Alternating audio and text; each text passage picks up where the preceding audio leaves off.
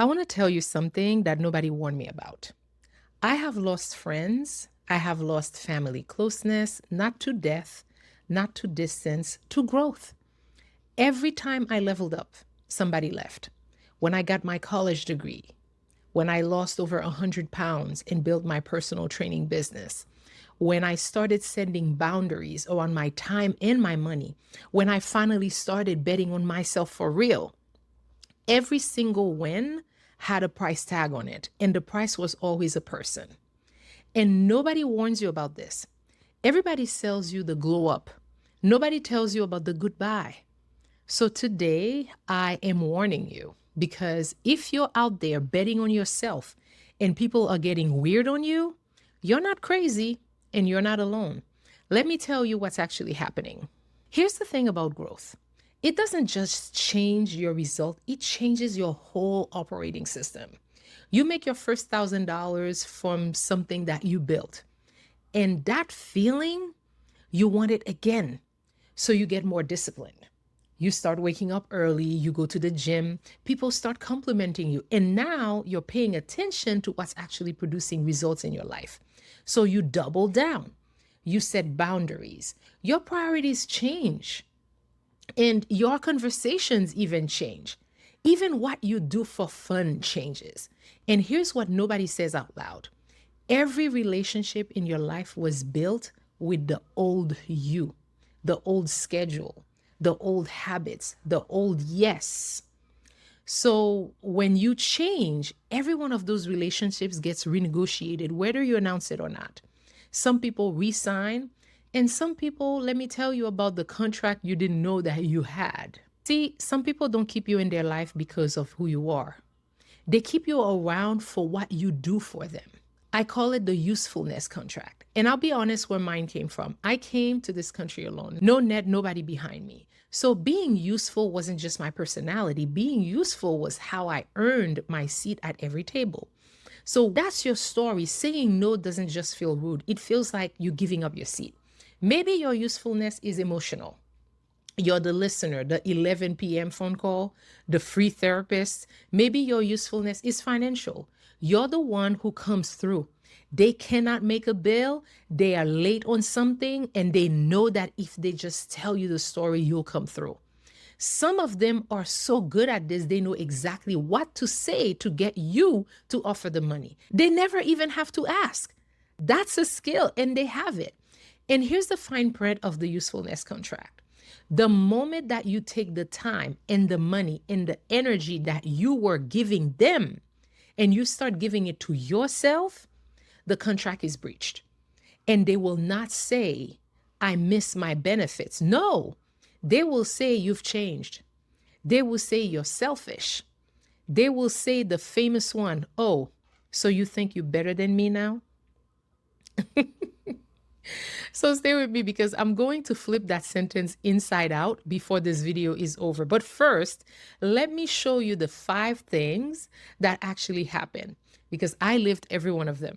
The usefulness contract expires and you get blamed. Number 1, the first time you say no, watch what happens. Not a mean no, a simple no. Hey, I'm sorry, I can't help you this time. People who are used to you saying yes will treat your no like a betrayal. Because in their mind, your yes was never a gift. It was a subscription and you just canceled it.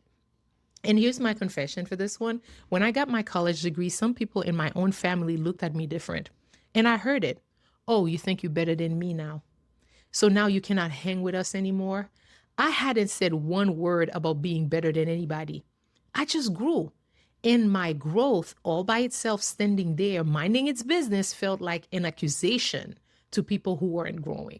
And the truth is, when your usefulness ends and the love ends with it, that wasn't love, that was billing. Number 2, nobody warns you that you'll outgrow conversations before you outgrow people. You know the ones. Hours of gossip. What's going on with so-and-so? Did you hear about so-and-so? Did you hear what so-and-so did? There was a time that was entertainment. And then one day you're sitting in it and you realize this conversation is costing me time that I now know the value of. You just don't create time for it anymore. Now, here's the part I want you to hear. because I believe in giving people a chance to come with you. Sometimes you love the person, so you try to save the relationship. You tell them the truth gently. Hey, I just don't want to talk about those things anymore. And understand what you just did. You didn't change the dynamic, you changed the foundation.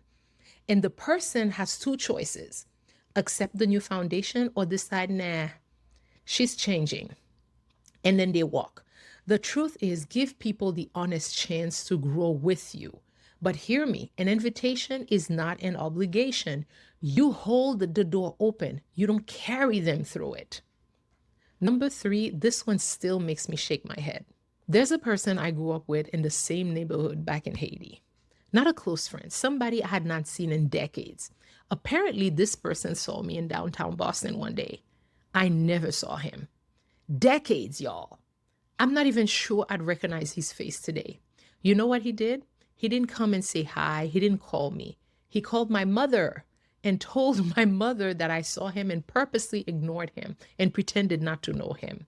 And just like that, I was crossed off that men's list, tried, convicted, and sentenced in a courtroom that I never entered for a crime that never happened.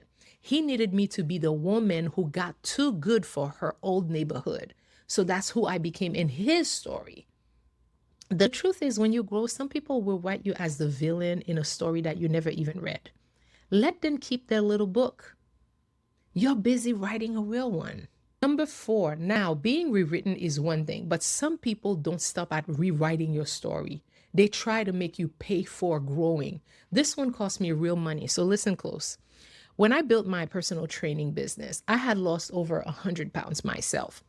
I had my personal training certification, my nutrition specialist certification, and my own before and after as the proof. So clients were coming. And one of my private clients happened to be a classmate of mine, and she was killing it, doing so well that another classmate who was trying to lose weight herself asked her, "What are you doing?" And she told her the truth. "I'm working one-on-one with Webley." And that classmate went on a tirade, told her a pile of lies about me. Not critiques, lies. Why?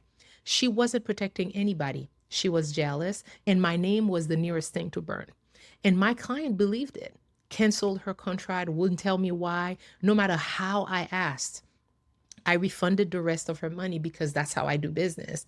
And I sat with that loss, not even knowing what I lost it to. So 3 months later, my phone rings. It's her. And she tells me everything. And then she says, the sentence I need you to remember: I believed everything she told me without even confirming it with you.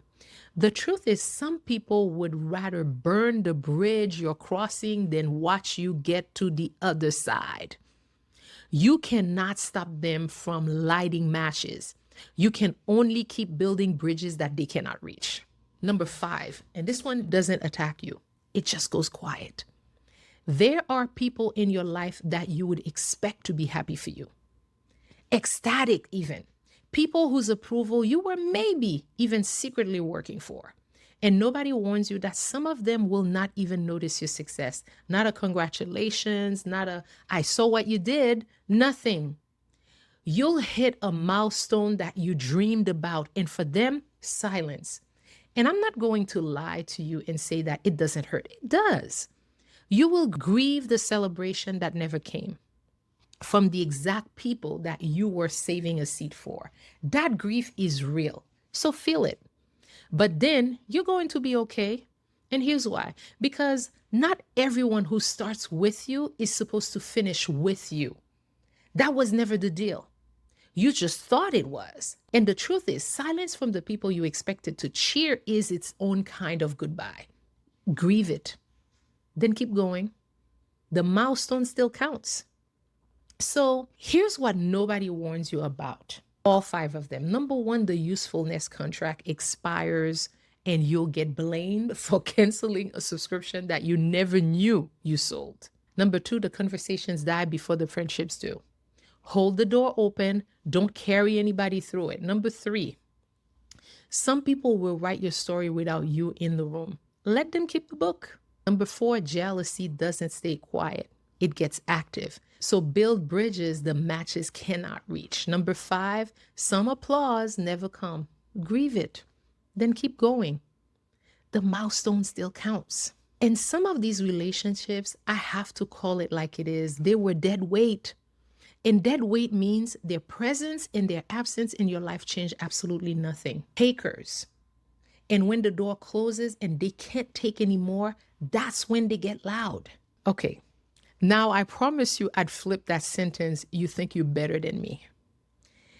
Every time somebody says that to you, I want you to hear what they actually said. Because flip it over. If you are declaring that I think I'm better than you, what are you saying about yourself? You're saying you think you're less than me. I never said that. You did. About yourself, to my face.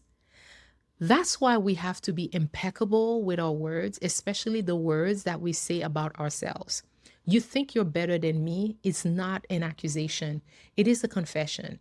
And it's a sad one. And honestly, the right response isn't anger. It's a little bit of grief for a person who just told you how small they feel about themselves. So how do you make peace with all 5 of these? Let me give you the picture that made me okay with it. I see life as an elevator.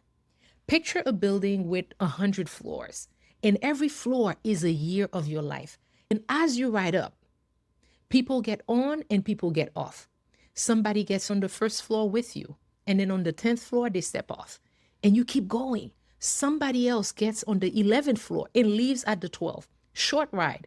That's all it was ever going to be. Some people ride with you for a long time, and then one day, for whatever reason, they just step off. Not everyone who starts with you is going to finish with you. And that is not a tragedy. That's the elevator. That's the cycle of life. And that's the part of a second birth that nobody tells you about. The guest list gets shorter before the life gets honest. And I'll tell you something else. At 50 years old, the way you make friends changes completely. We have less tolerance for the nonsense, the drama, the manipulation, the games. We just don't create time for it anymore. Get to the point. Because if we're going to live another half century on this planet, we intend to use that time well. So no, growing didn't make me better than anybody. It made me better than I was. That was the whole assignment. And nobody warned me that growth would cost me friends. So let me finish the warning properly. And it will also hand you something nobody talks about, which is a shorter list of people and a longer supply of peace. The table gets smaller, the food gets better.